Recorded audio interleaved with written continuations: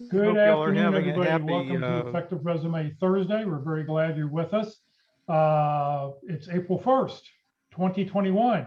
So either all the information you're about to hear is true or all the information you're about to hear won't be true. So you'll have to sort of decide what you like and what you don't like here today. All right, please note this event is being recorded and is currently live on Facebook. The recording will be on the Career DFW Facebook page and on the Career USA YouTube channel for others to view in the future. By participating in this event, and if you happen to post a comment in the chat box or have your microphone or camera on, you give consent for your comment, name, and picture to appear. We ask that you use the speaker view, the view that it should look something like this in the lower left-hand corner if you're using a PC or a Mac. You want to make sure that you've got the dial-up, the chat box open, because we will be using the chat box extensively throughout today's presentation. And if you have a question, it's the best place to just put a question right in there so we can get those answered for you. We are going to be using the Zoom chat box. So if you have, as soon as you think of a question, please do so.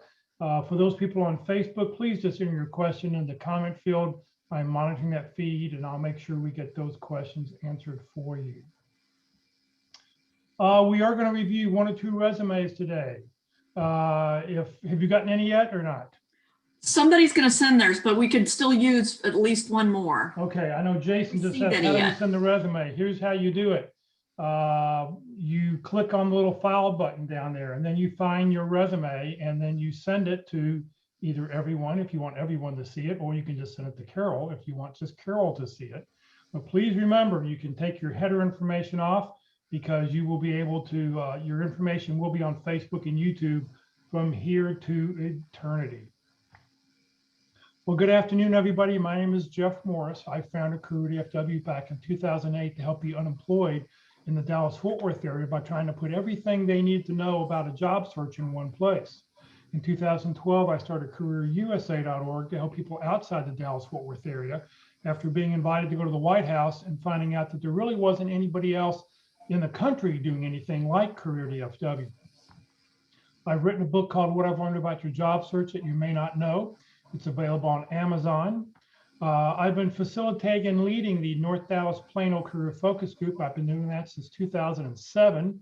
I will tell you about our upcoming programming tomorrow at the end of this session. And since 2017, I've been a member of the practice interview team along with our speaker, conducting interviews and helping job seekers take the next step in their job search. At the end of this session, we're going to be picking 2 winners to be able to win a month of unlimited use of jobscan.co. So hang in with us to the very end, and we'll tell you how we're going to pick a couple winners. So today our speaker is Carol Brickell. She's a certified professional career coach. She specializes in job search strategies, resume optimization, and interviewing skills. So Carol, thank you very much for being with us, and take it away. Okay, great. And let's see if I can share my screen. Yes, I need to be made a co-host. Oh, okay, sorry about that. And that's probably why some people can't reach you. Yeah, people are trying to send me their resume privately. Yeah. There you go. Now you'll be able to get hold of Carol via Zoom. Yes. So yes, so we are taking any volunteers that want to send me their resume so that we can show it during the last part of the session. We'll have time to show at least 1 and maybe 2. So welcome to everyone to Effective Resume Thursday. Make my screen slideshow mode there. Glad to have everyone. Let's see, we've got some chats coming in. Good. So we like to make this fun and interactive. And so if everybody could click on their participant box, and I'm going to click on that, you can see all the audience that we have here. And if you can hear my voice okay, click the green check mark if you can see it, or type yes in chat. So go ahead and open the chat box. And I'm going to open it as well. And for some of you, the participant box, they've moved all the little icons down to a little thing that says reactions. So if you need to open up reactions, it's at the very bottom of your screen. Good. And I've got 1 resume I'm saving right now. Thank you for that. And if anybody Somebody asked if I still have the resume from the last week's session. If you could go ahead and send it again, that'd be great. Good. So I'm working on one. So. I'm sorry? I'm working on one if I can get to it here. Okay. We've already got 2 probably, so we may not. Oh, you do? Okay. Yeah, so I think we're good for this session. If you have any urgent questions, you can reach out to me on LinkedIn and I might be able to address it. And maybe we can address any questions you have into the session today. Okay. And design this to be really interactive. So I'd like for everybody to go into chat. And yes, the private person that sent me a message, I did get your resume. Yes. Okay, didn't get, if you want to take your info off and resend it privately, you can. Yeah, we've got time and I know who you are, Mr. Private Person. That's fine. Okay, so what I'd like for everybody to go into chat and let's get warmed up and answer this question. When you're applying online for a job, do you read the job description, especially the qualifications and requirements section of the job description? So when you're applying for a job online, do you take the time to read the job description and especially the requirements and qualifications section? And I'm getting responses. Somebody says always, yes, yes, good. Excellent response, yes. And why is that important? It's important because number one, you want to make sure that you meet the requirements because you don't want to go through the effort of applying online if you only meet 50%, because there'll be hundreds probably of other people that meet 80 or 90% of the requirements. And so you want to make sure you meet the requirements, and then also you want to modify your resume to make sure it aligns to that.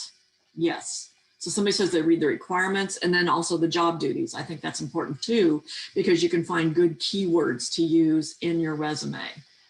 I've gotten a couple of resumes, so I think we're good. We're good. I'm going to download the second one. Okay. Good, good.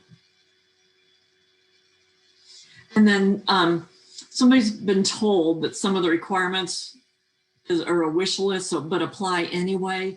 Yes, they are kind of a wish list. And yes, they were probably written by a committee a couple of years ago.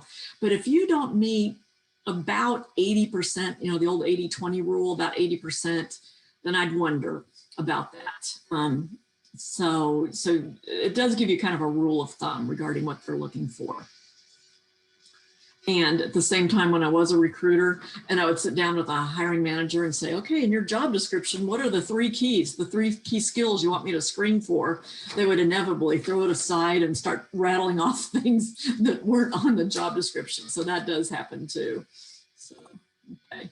And then I'll be sharing information about resumes from my experience and my perspective. And you're welcome to, and I'm just going to share a lot of ideas.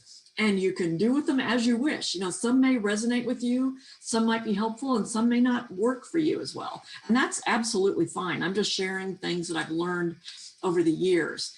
And this is my background. I worked for an IT company called ATS that was acquired by Hewlett Packard. Worked there for 32 years, actually. And I retired. I took early retirement in 2012. And it was a good time for me to do that because I felt a calling to get out in the world and help people find jobs because I knew so many people that had gotten laid off.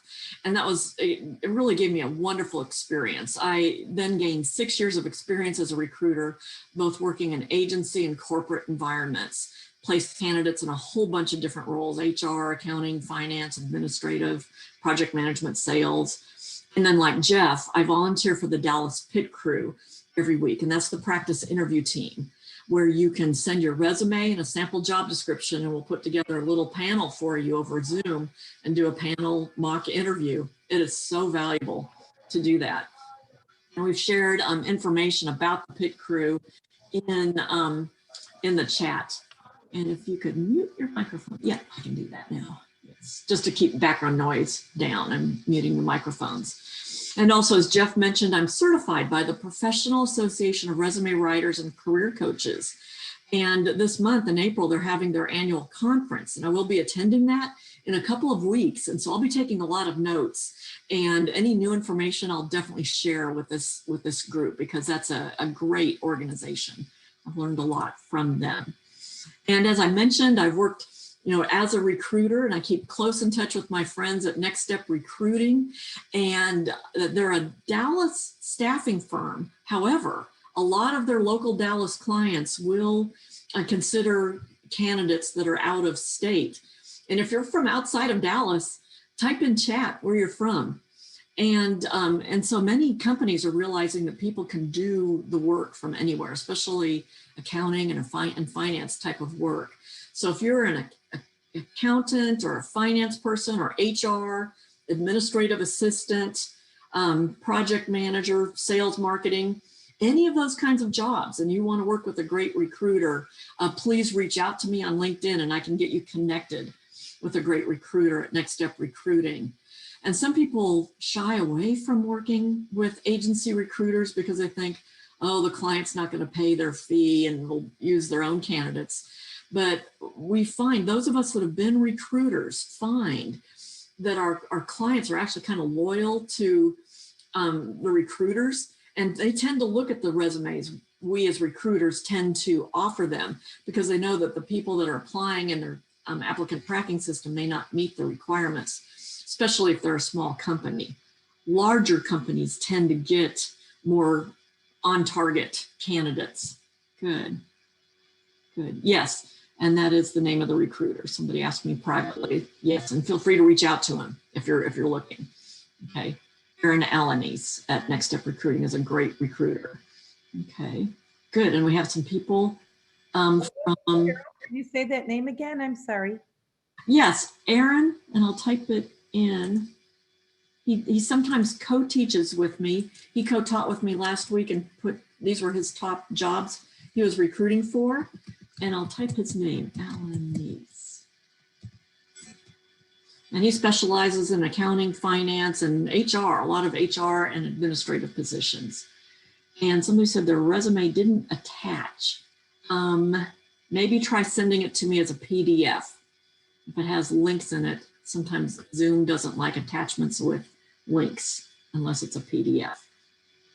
So thank you for all the questions. You see me looking over here, I'm looking at my chat box. So here's our agenda for today. In preparation for every session, we try to cover and review some specific information, but every week I try to bring in something new. And so I was researching recent articles that have been published like in the last month or so regarding resumes or applicant tracking systems. And I found a good article about best practices that was just published in the last month from Indeed about applicant tracking systems. So I thought I would share that with you. Then we'll talk about the concept of a one-page bio and how that's different from a resume. Talk about the concept of a master resume. We'll quickly review key components of a resume, and then we'll review a couple of these samples that we've received. Okay. Test 2, got it, but no attachment. And we already have a couple, so we may not have time. So if you have specific questions, feel free to reach out to me on LinkedIn. Okay, so I added this week a tip of the week. Studies show that you should use purple font on your resume. What do you think of that? I read this somewhere. Studies show you should use a purple font. Jeff, you're shaking your head. What do other people think about that? No way, somebody said. I think it's true. Does anybody think that's true? Purple font, not. No way. So why do you think I put the slide here? It's April Fool's Day. So I would say not. Yes. In our family, April Fool's is like a national holiday. Both my daughters called me and they told me the Leaning Tower pizza fell over. And so anyway, but I'm doing this as a teaching point. Actually, a lot of recruiters just prefer black and white font, and applicant tracking systems tend to read black font easier. And purple fonts, no, you don't want to do that. So that's my little April Fool's joke of the day. So how many people thought I meant that? Okay.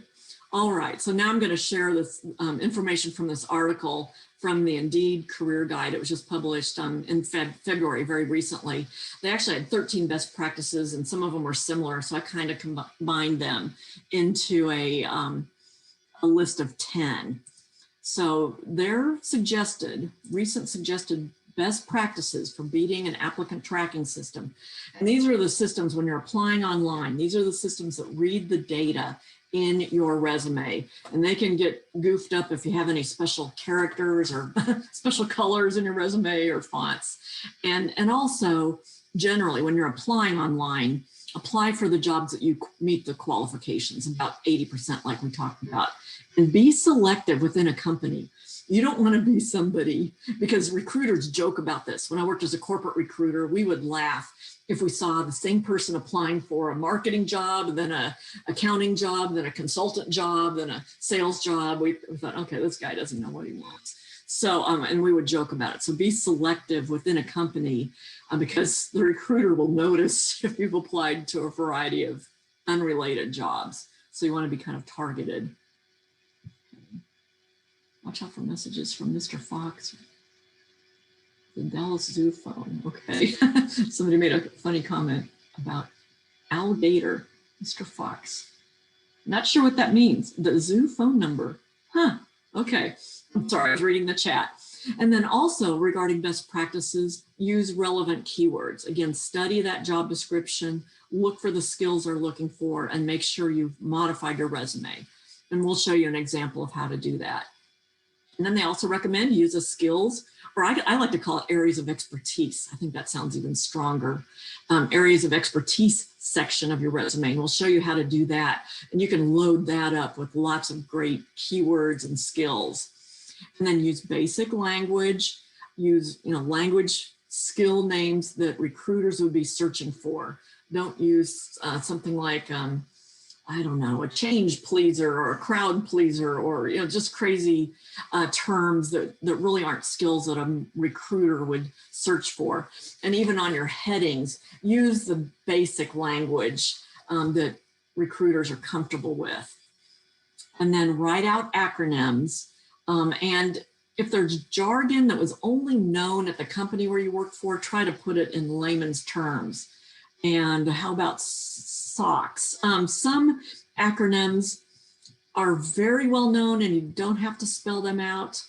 What do people think about SOX? I was thinking like SAP, you would never. I think if it's spelled out in the job description, you want to spell it out on your resume. Yeah, Sarbanes-Oxley, yeah. Right. Yeah, that's a good rule of thumb. If they just say SOX, yeah, do SOX. Yeah, that's a great suggestion, Jeff. Thank you. And then submit a tailored resume for each job.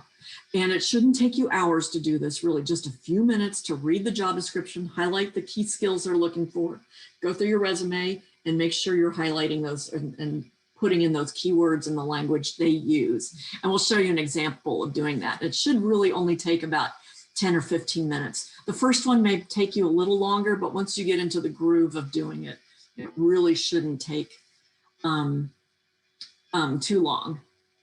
So SOX also means sulfur dioxide. Yeah, you have to be careful about using terminology that may have different meanings. And then keep your resume simple and use basic formatting. Yes, for a couple of reasons, because you don't want to have multiple columns or tables, because that could cause issues with your applicant tracking system trying to read the data. And then also it could cause confusion for the recruiter who's trying to find basic information like what software do you know, where's your education, where are your key skills. So keep it simple and basic. And then submit the right type of file. And you're probably thinking, okay, what is the right type? Sometimes it'll tell you the allowed file types. So often applicant tracking systems like Microsoft Word documents, .docx documents. And some systems don't like PDFs, like Workday. It won't read a PDF, it sees it as an image. You could submit that as an attachment for the recruiter to read later, but when you're submitting a file online into the applicant tracking system, the one that's most commonly easily read is a .docx file. And then also make sure your resume is aligned to your information online, especially the jobs you've had and the dates on LinkedIn. Make sure those match. recruiters love to look at that to try to catch you in a lie. And I did catch somebody fabricating something on their resume because it wasn't on LinkedIn. I called them about it. They lied because I knew the HR person at that company, and I called him, and that guy had never worked there. So just make sure to avoid any potential concerns. Make sure everything is in alignment. And then you'll type in your referrals in your application. Do that, because I know when I was a recruiting leader for corporate recruiters, I would tell the recruiters, when you're looking through the resumes for a particular job opening, look for the ones that have been referred by somebody in the company and call them first. In fact, call them one way or another, because the person that referred them, especially if they're a senior leader, they may be calling you to say, did you call my person? They're a good person. They belong in the company somewhere. So, so when you're applying online and somebody refers you, type in that name in the applicant tracking system. And then somebody said, how do you format your resume when you use columns in your visual resume? I just tab over and don't use a table. That's how it looks. So use tab marks if you can. That works okay. If that doesn't answer your question, let me know. And then also regarding ATS system, this is just additional advice from my perspective. You'll hear a lot of different things about these ATS systems, applicant tracking systems. And that's because there are many systems out there, probably about 100 or so, and they all work differently. And each company can install them differently. So you might hear conflicting information. So you just have to kind of keep the big picture in mind, submit a simple resume without any special formatting. And if you have the opportunity to double check the data to see how it got loaded into the system, like Workday gives you a chance to review how your data got loaded to make sure it got loaded correctly, do that. And then also the most important thing about this is don't just rely on applying online and relying on the applicant tracking system. And why do you think I say that? Don't just rely on the applicant tracking system. Why do you think? You know, what do you think your chances are if you just apply online? What do you think your chances are that you'll get called for an interview? What do you think you need to do? If anybody has any comments, go ahead and write those in. Now, why is it important to contact a person? What will that do for you? What's the benefit? Watching to see if anybody has any comments. Yes, somebody has heard me before that if you just submit your resume and sit back and wait for a call, there's only a 2% chance you'll get called for an interview. And I can attest to that as a corporate recruiter. That statistic is true. And I've read it in several articles. And you need to have a referral. That will increase your chances dramatically. Okay, avoid the filters, find a person in the org to follow up with. Yes, find a person.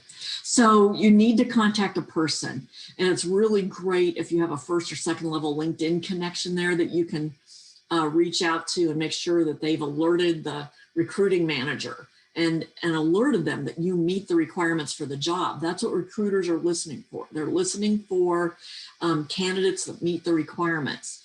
And if you don't know anybody there, then reach out to the recruiter who posted the job and let them know you meet the requirements. Send them a LinkedIn message, connect with them. Hi, I just applied for your bump job and I meet the requirements. Be happy to have a conversation. And if you don't know the name of the recruiter, I recommend going up a level and contact a recruiting leader that can get you in touch with the right recruiter and let them know you meet the requirements. That'll increase your chances dramatically. And I can tell you, after having been a recruiter and a recruiting manager, whenever I got a call, and I'd get phone calls like that, I posted a job for a very unique sales position. It was in New York City, required financial services sales experience.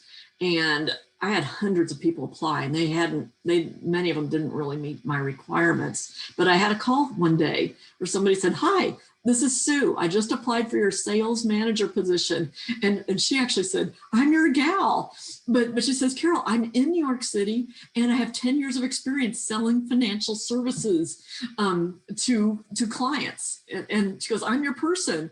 And she kind of laughed. And I asked her a few clarifying questions. And we agreed to fly her to Dallas the next day, and then we hired her. So I love those kind of phone calls. So don't be afraid. You know, in the old days, in newspaper ads, it would say no phone calls, please. But in today's world, people don't call very often. So, you know, find the name of the recruiting manager, call the main phone number for the company and ask to speak to that person and say, hi, I just applied and I meet the requirements. That'll increase your chance. And thank you for networking. People are networking in the chat. Yeah, feel free to share what type of job you're looking for and target companies. And maybe there's somebody on the chat that knows somebody at that target company that can help you out. Good. And now we'll talk about the one-page bio and the difference between that and resumes. A resume really signals that you're looking for a job. Now, a one-page executive bio, or anybody can really use a one-page biography. And it can be used in multiple situations, like informational interviews or when you're just networking with people. And resumes focus on your work details, and it's really a job search tool, whereas a bio focuses on your major accomplishments. And if you have a one-page biography, like the one I'm showing on the screen, type in chat, type yes, and type where you've used it before. And I was looking for a format, and one of my clients had this very easy to use Microsoft Word format, and we're sharing it in chat so that you're welcome to leverage this if you wish. And you can put a picture on these types of documents, because this is kind of like a social networking type of document, like LinkedIn is a social networking platform, whereas a resume is an official job application document. And so it's subject to more employment law rules, and you don't want to create any biases or anything. So you don't want a picture on that, but on a networking document, that's fine. Okay. What kind of risk are you avoiding when using a bio? That's a well-worded question. What you're avoiding is making somebody feel uncomfortable, because when you're reaching out, when you're just networking, and let's say you want to go work for Lennox Air Conditioning or Lennox Industries, that's where my dad worked for 42 years. And so you reach out to the manager of recruiting, who I happen to know, Kathy, and you just say, Kathy, you know, I'm in career transition right now. I'm in HR, and I'd like your feedback about my career. I know you have an extensive background in HR. Would you have 15 minutes of time? And here's my bio. What that does is it makes them feel less uncomfortable, like you're not going to be asking them for a job, and you've also specified it's only 15 minutes of time and you're just asking for advice. Whereas if you send a resume, it might make her feel like, okay, I don't have a job for you, so I'm not going to answer your question. But if it's just the bio, I'm just introducing myself and I'm just seeking your advice. It's more open, it's more friendly. It's not like begging the person for a job. Well, and also when you send a resume and you don't have a job description, you don't know what they're looking for. So 95% of what you put in your resume may not be what they want, but you may have some skills that they do want. And that's what you'll find out when you have that informational interview. That's right. And then you could send a customized resume after you've talked to them. Exactly. That's great. And somebody wrote another great message in chat regarding how they've used these bios. So you're welcome to use these documents. More and more of my clients are starting to create these and use them for networking. And Jeff, if you have a moment to share the concept of a master resume, that would be great. Yeah, I just think that it's real important. I want to make your life simple. Once you put together a master resume, you'll never have to think about it again, because your master resume has all the things you've done since high school. And if you did a co-op in high school that's relevant to what you're doing now, you did an internship, put that on your master resume.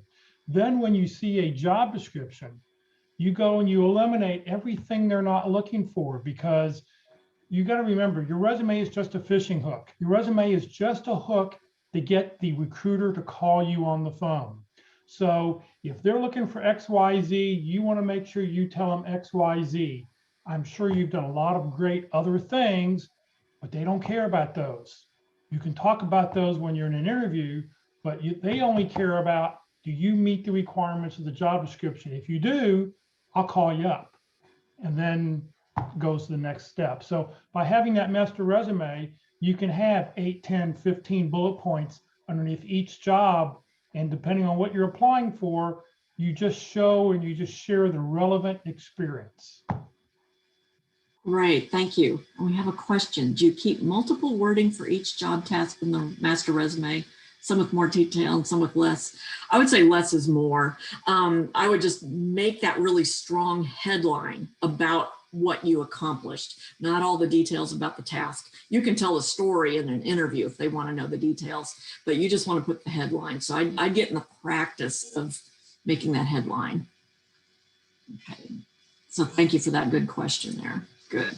So now I'm going to quickly review characteristics of a good resume, and then we'll look at those samples that have been submitted for the session.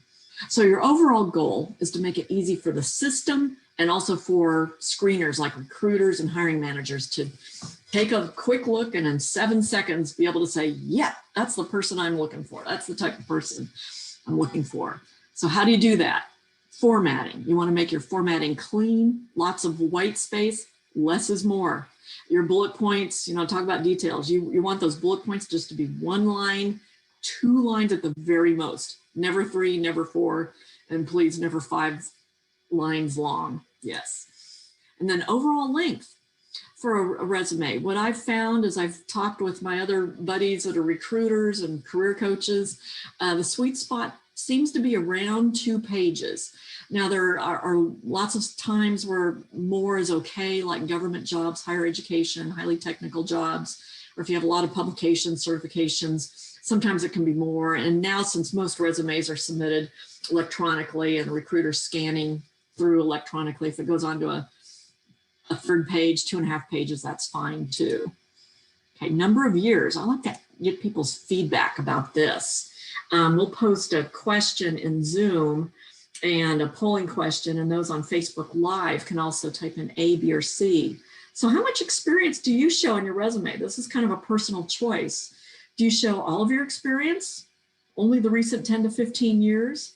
Or do you show more details about the recent 10 to 15 years and then have prior relevant experience and list the company names and dates? And some of you may have heard me tell these stories before.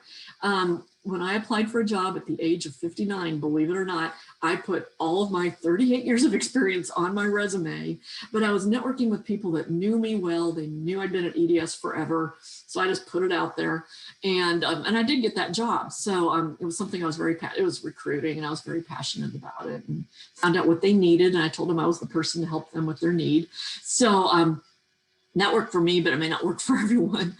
And then B, when I was a recruiter, I saw a lot of these resumes that looked chopped off after 10 years. Like it was director or VP level positions and then it was chopped off. I was like, wait, I feel like something's missing here. And then in interviews, if I asked people a question, they'd refer to a company that wasn't on their resume, I would lose my focus because I was trying to figure out what they were talking about, and it would cause confusion. So I have found as a recruiter, I preferred option C, and I also found hiring managers preferred option C, where you put more details about your most recent jobs, but then have a section that says prior relevant experience and list those company names. Like if you worked for Arthur Anderson or PwC in the past, that's great experience. List that company name and put your job titles. You don't have to put your dates if you don't want to. Back then. So anyway, so that's my perspective, and so you can do with it as you wish. As I said, I'm sharing lots of different ideas, and you can apply whatever makes most sense for you. Okay. So I'll talk through these components of a resume. You might have other sections in your resume like publications or certifications if needed, or technical skills. And you can put a dash instead of a bullet on a resume, but it looks a little unfinished. So I either recommend bullet points or nothing. dashes look a little informal, unfinished. Okay. If you put your degrees next to your name, can you eliminate the education section on the resume? No, I would put that in. Thank you, Jeff, for echoing. Yeah, it's good to validate. No, you still need to list your education. Yes. I mean, that's just summarizing things, and even like your key skills. When you mention something up there, be sure you're providing evidence down below. So yes.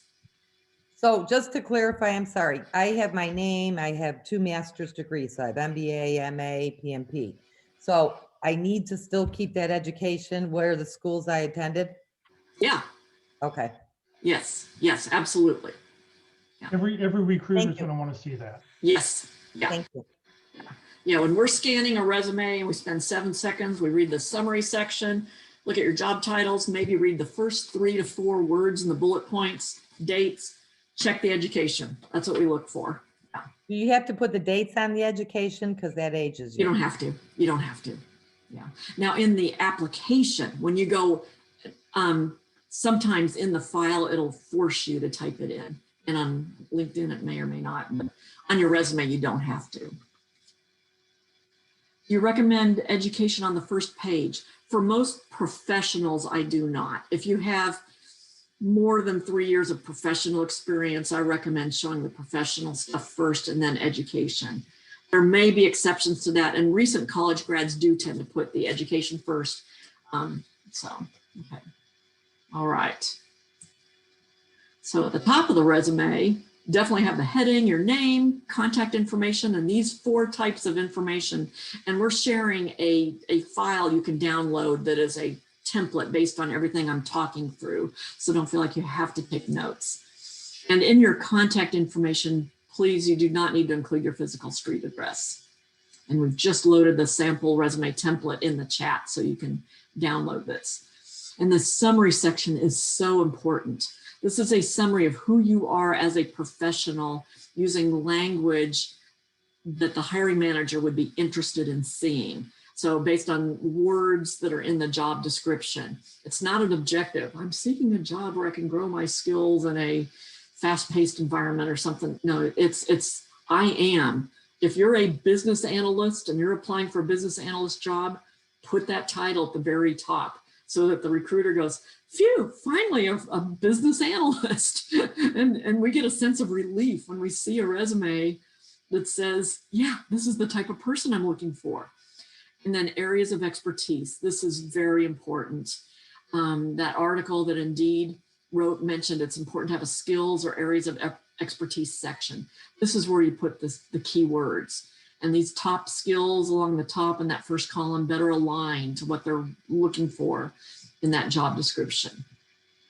Now, an optional section after that, especially if you're in sales or business development or any other type of job where you have to achieve targets and you need to show a track record over your career of achieving targets, it's good to include an accomplishment section. So that's optional. And then your professional experience, make sure it's really clean. These bullet points should be brief, 1 to 2 lines at the most.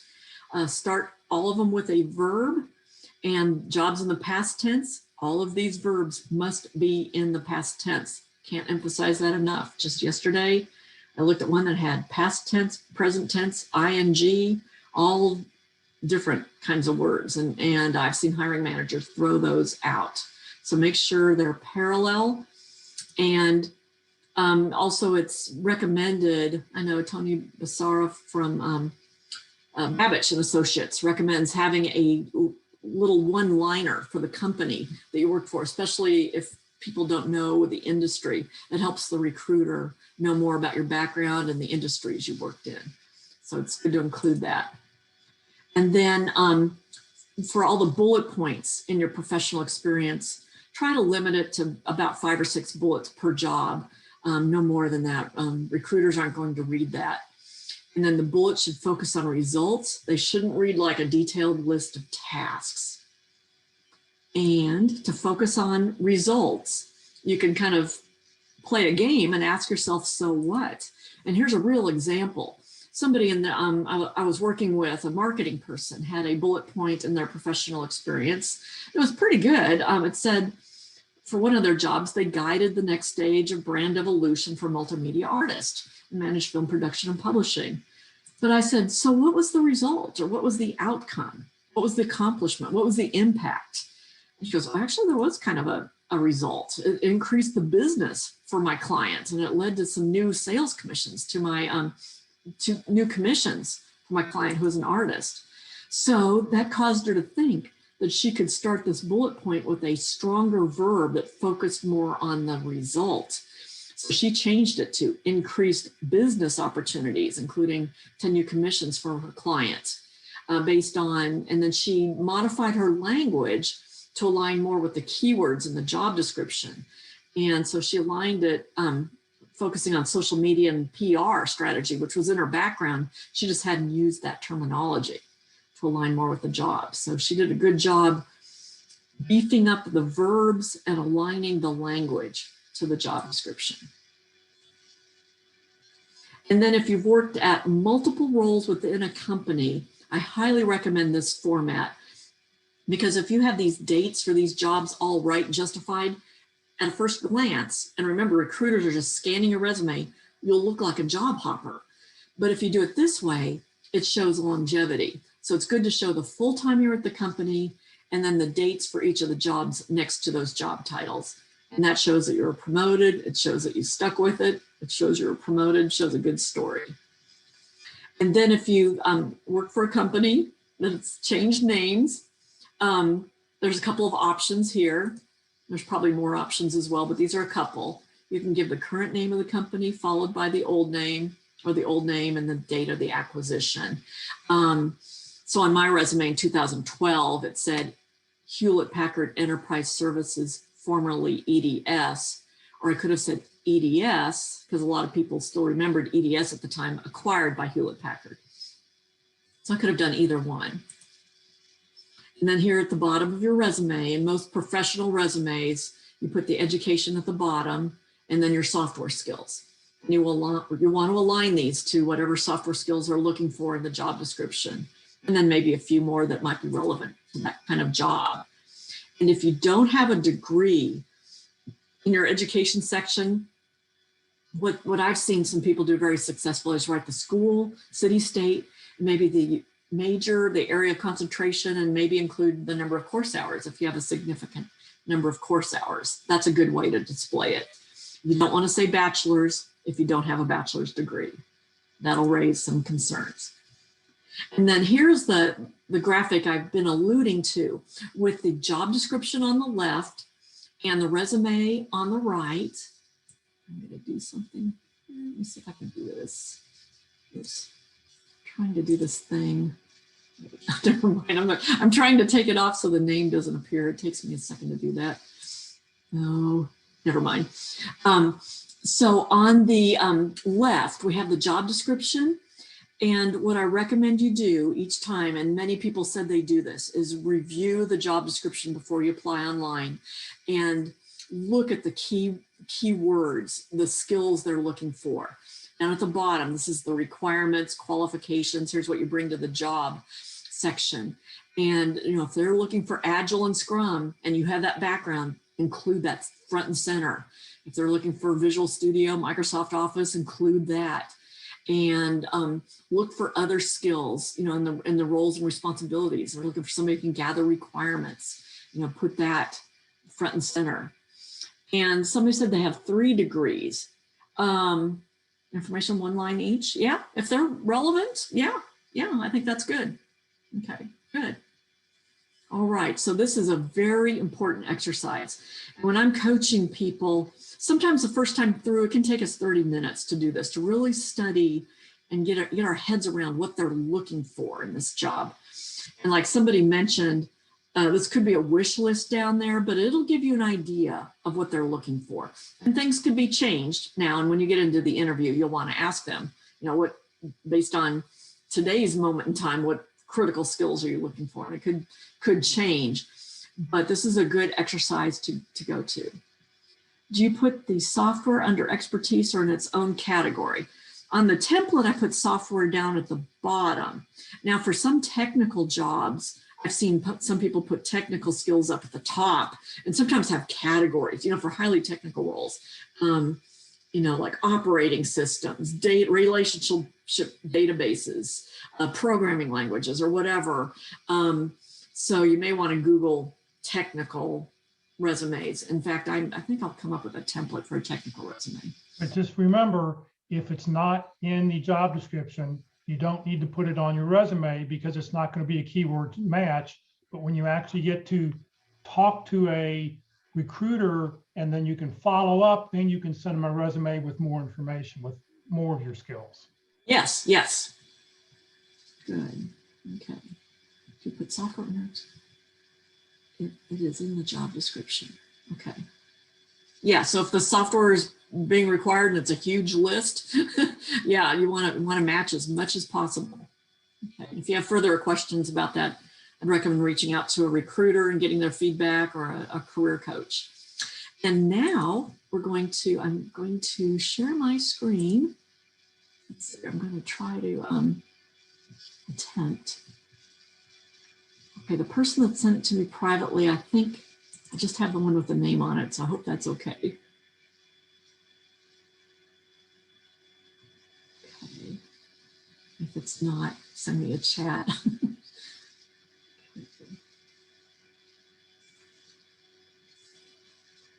What I'll do is I think I'll page up really quickly.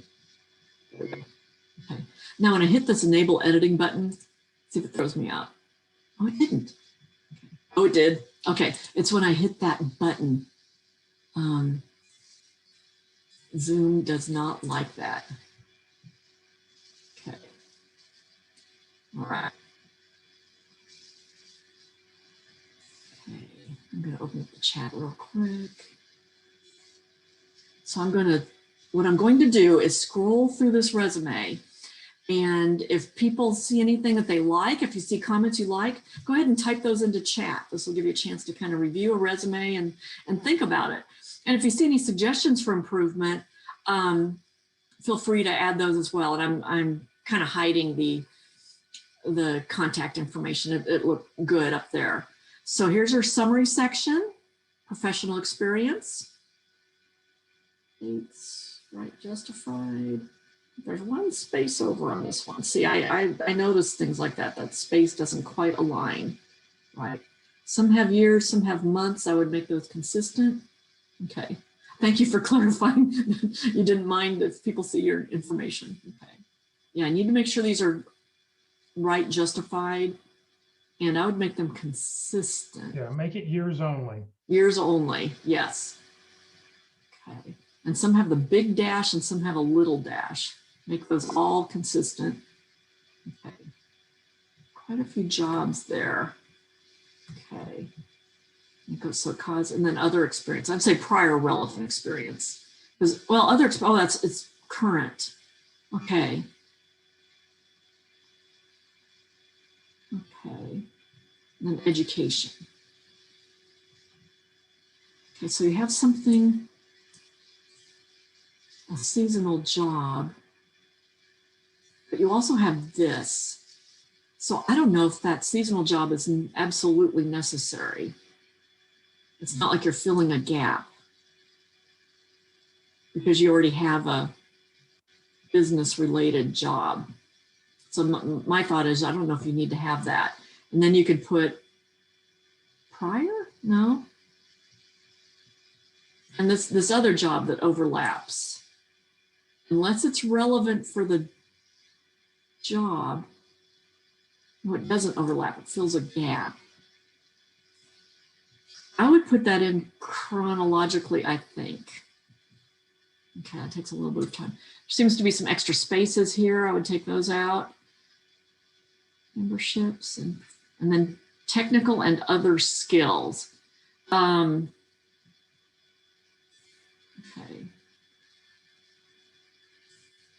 Ah, Spanish and German. I would almost put that. I think I would just leave this technical and then find a place to put this bilingual, or I would add fluent, because that's kind of cool that you have both of those languages. Okay, so let's see, unless relevant to the job, I would leave it off, somebody said. Oh, instead of other skills, change language like bilingual. Okay. Capitalization problem, somebody mentioned. Okay. I like the clean layout. It looks kind of familiar, which I like. Short bullet points, provided, developed, compiled, researched. I'm looking to see if these really focus on the results.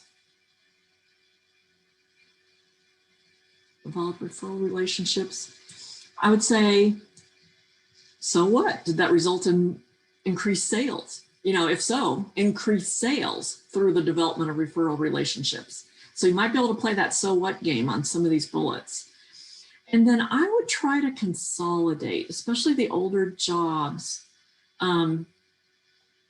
Maybe you have a prior relevant experience section and then just list 1 or 2 or 3 of these if they're relevant to the jobs you're looking for. And since they're all lending, so I would consolidate this a little bit and get it onto 2 pages. Yeah, okay, so hopefully that addresses any questions there. Any other comments on this one, Jeff? Or no, on Facebook, Kelly's asking, can you expand on why years only? Because you only need to show, there's no reason, first of all, it's cleaner. It's cleaner. A cleaner look. Most resumes, most recruiters are going to look at it and they just want to see 2020. I mean, they're going to go backwards, 20 to 21, 22, 19 to 21. They're going to make sure they just want to see a year by year thing. If you work from December to January, you've got 2 years covered just because of those 2 dates. Now, when you fill out an application, you'll have to put in the months and the dates. That's why you put that on your master resume. But it's just cleaner, and I mean, you can just look at the difference. What's better here, October 2013 to April 2019 or 2017 to 2018? As a recruiter, it's quicker for me to just look and go, okay, years. Wait, there's a gap here between 2017 and 2013, the next one down. What's going on here? So that's why on a resume, all you need are years. Yes, absolutely. Yeah, make sure they're lined up. Yeah, less is more on a resume and in interviewing. So thank you very much for sharing your resume. If you have any follow-up questions, feel free to let me know. And I think we have 1 minute. Do I have 1 minute, Jeff, or not? Yeah, go ahead. You got 2 minutes. Okay, 2 minutes. You're going to give me 2 minutes. That's great. That's good. Yeah, I want to leave time for that drawing at the end. Okay, I'm not going to hit that button. Okay, good. And then somebody said about the line across the top, that if there's a special character, that can throw off an ATS. So I tend to take those off. There are tricks around that, but I just take them off. Okay, so here's another example. And so I'm going to scroll down it real quick. If anybody has any comments, professional, I'll make one right off the bat. Instead of professional profile, put. We only can see your, oh, we're not seeing the sorry, wrong screen share. Yes, okay. I have to click new share. There we go. Okay. Yeah, I'll make a couple of quick comments since we just have a minute. On this one, nice clean format, good clean font. Instead of professional profile, put the title that you're applying to if you've done that title. Now, if you're making a career transition, you have to massage it a little bit, and that takes a conversation with a recruiter or career coach to do that. But if you're a business analyst applying for a business analyst role, put that title right up there. And so if you're applying for a controller or a senior, like a finance manager position, put finance leader or find a senior finance manager. And then instead of finance professional, if you're applying for a leadership role, say finance leader. And I would make this opening just 3 lines and only list all the industries. If you're applying for a job that wants multiple industries, if you're applying just for a telecom company, they don't care about all those other industries. So you want to modify that. And I like these, make sure these align to the job you're applying to. Selected accomplishments, that's great. I would just make this list shorter, highlight the top 3 or 4, and make sure they show a measurable result that's out. Yeah. Or a How many track people record. did you hire? How many people did you coach? You know, Yeah. you put some results there. Results sell. Yes. Helped successfully implement. That's So a what? weaker word there. Helped. Yeah. It's like, what did you do? Okay. So yeah, I'd work on these to make them really strong. And formatting, once again, I think you can take off the months. Led the following projects. I don't even know if that's needed. Diverse responsibilities. I don't think that's needed. The lines under her titles, like they're, you know, oh, Yeah. they're moving, rolling on me. The salary, shouldn't those be removed? I thought they. Yes, yes, I would remove the lines because it can cause an issue with reading the script. Yeah, the data. Okay. And also, I go back up just a second to where she's got those parentheses, those job titles. Yeah. You got to Yeah. make sure you put a space between the slashes because the ATS systems, unless they put in controller/assistant, it's not going to be searchable. So you put that space before and after the name, before when you use a slash or anything.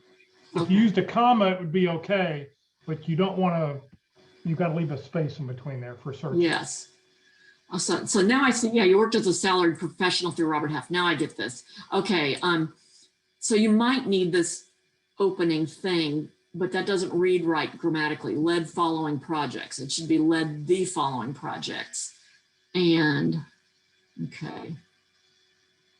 So that kind of makes sense to have that there. Okay. So I think we're out of time. If you have any questions, let me know. All right. Well, thank you very much. Let me share my screen here. If you want to connect with Carol, you're welcome to do so. Here is her LinkedIn profile. But please, please, please send a personal note. I won't connect with anybody if you don't send me a personal note. So I'll connect with you if you send me a note, tell me why we should connect, or I saw you on today's presentation or whatever. That'd be great. And I'm sure Carol's the same boat because we want to be able to know how we know you in the future if we have to go back and look you up. Let's see here. For those people on Facebook, if you'd like to get the sample resume, the sample T cover letter, the sample bio, please just send an email to resume@careerdfw.org and I'll get that to you the next couple of days. We're putting on training every day of the week, Monday through Friday. So I hope you're joining us. If you know somebody who's unemployed, please, please, please let them know about the free training we're putting on. Tomorrow morning at the North Dallas Plano Career Focus Group, we'll be doing open forum.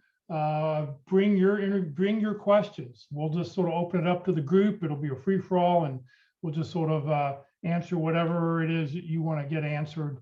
Come ask us, and we'll have some experts who can offer you some opinion. Tomorrow afternoon at 1 o'clock, Women of Wisdom is meeting. The WOW group. You've got to be a woman, and you need to be invited. And to do so, you need to send an email to wow@careerdfw.org. And the reason they're doing this is because they're trying to limit it to like 20 to 25 people because they don't want to have 50 people. It's hard to do 50 people on a Zoom call because there's a lot of discussion and everything. Next Monday on Networking Monday, Networking the Old-Fashioned Way with Jay Arbetter. He's a great, outstanding speaker. He's got some great basics about networking and how networking has helped him in his career. The session will last at least 90 minutes, so please be aware of that. Normally our talks are just 1 hour, but in this case, it will go 90 minutes. On Tuesday, LinkedIn Tuesdays, how to use LinkedIn for job hunting, strategies to get results. On Wednesday, we're done with our 13-part series on interviewing, and we're going to go for the month of April. We have 4 guest speakers. Jack Bick will be our first speaker talking about clarity when you need it most. And these sessions will be recorded. They'll be on the Career FW Facebook page and the Career USA YouTube channel to view in the future. On the YouTube channel, it looks something like this. Click on the green arrow where it says playlist, and then down below, don't click on the video, but click where that red arrow and it says view full playlist, because what that will allow you to do is see a list of all the different events by date, and then you can pick the session that you're looking to see. If you're not receiving emails about our workshops, you can join the Career USA mailing list. You can send an email to Career USA, +subscribe @groups.io. And I'll put that email address up at the very end of the session and leave it up for a couple minutes. All right, it's time to give away a month's use of JobScan. This will be for the month of May, so you're going to have to wait 4 weeks before you're able to use it. But for the month of May, you'll be able to use it. You need to enter a number in the chat box or in the comment field on Facebook. The 2 closest numbers without going over. So please enter your numbers now, your number or numbers, and we will pick 2 numbers here at the very, very end. Give everybody a chance to do that. The 2 closest without going over.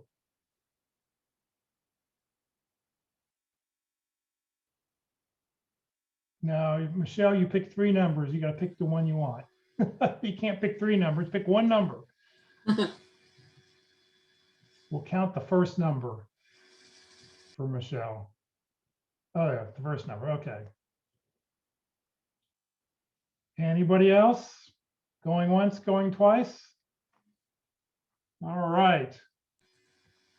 The winning number is 93.